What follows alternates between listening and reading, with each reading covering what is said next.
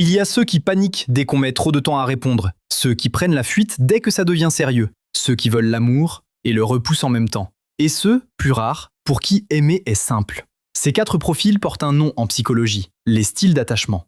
Voyons lequel est le tien. Mais d'abord, comprends une chose, tu n'as pas choisi ton style d'attachement. Il s'est formé dans tes toutes premières années, à partir d'une seule question que ton cerveau de bébé se posait en permanence. Est-ce que je peux compter sur les autres? Quand tu pleurais, est-ce qu'on venait? Est-ce qu'on te rassurait? Ou est-ce qu'on te laissait seul avec ta détresse? Selon la réponse que tes parents t'ont donnée, ton cerveau a construit un modèle, une carte intérieure de ce qu'est l'amour, de à quel point on peut faire confiance et de ce qu'il faut faire pour ne pas être abandonné.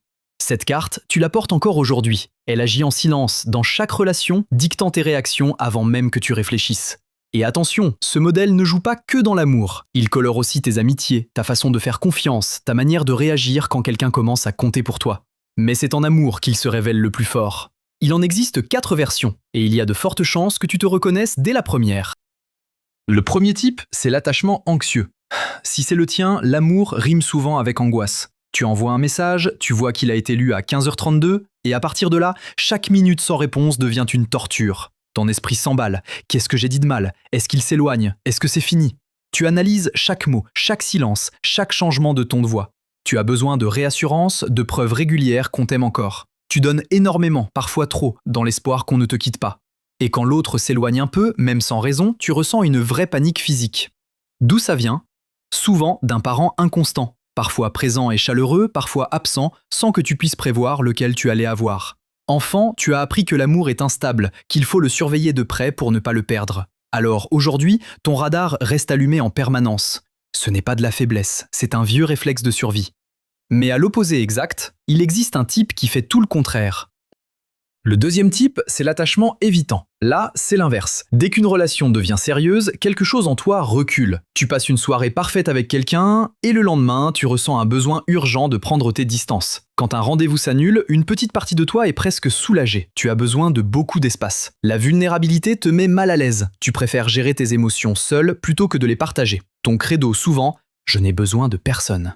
Tu peux trouver les autres trop demandeurs, trop collants, trop émotifs. Et au moment où l'intimité s'approfondit vraiment, tu ressens cette envie soudaine de fuir. D'où ça vient? Souvent d'un parent distant, peu disponible émotionnellement. Enfant, tu as appris une leçon claire. Ne compte que sur toi-même, ne demande rien. Comme ça, tu ne seras jamais déçu. L'indépendance est devenue ton armure. Et le plus dur, c'est que sur le moment, tu ne t'en rends souvent même pas compte. Tu te dis simplement que la personne n'était pas la bonne.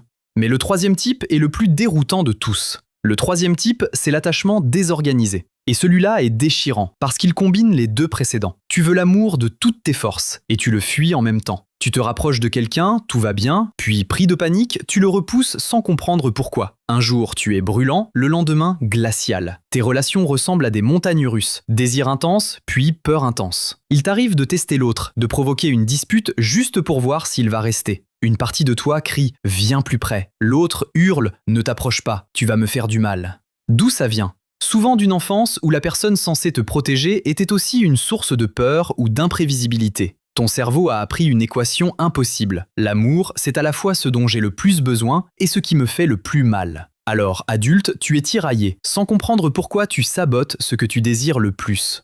Et enfin, il y a le type que presque tout le monde voudrait être. Le 4e type, c'est l'attachement sécure. Si c'est le tien, l'amour n'est pas un champ de bataille. Tu es à l'aise avec l'intimité comme avec ta propre autonomie. Tu sais dire ce dont tu as besoin sans crainte. Tu fais confiance sans avoir à surveiller le téléphone de l'autre. Quand un conflit arrive, tu en parles calmement, au lieu de paniquer ou de fuir. Tu peux être seul sans te sentir en danger et à 2 sans te perdre.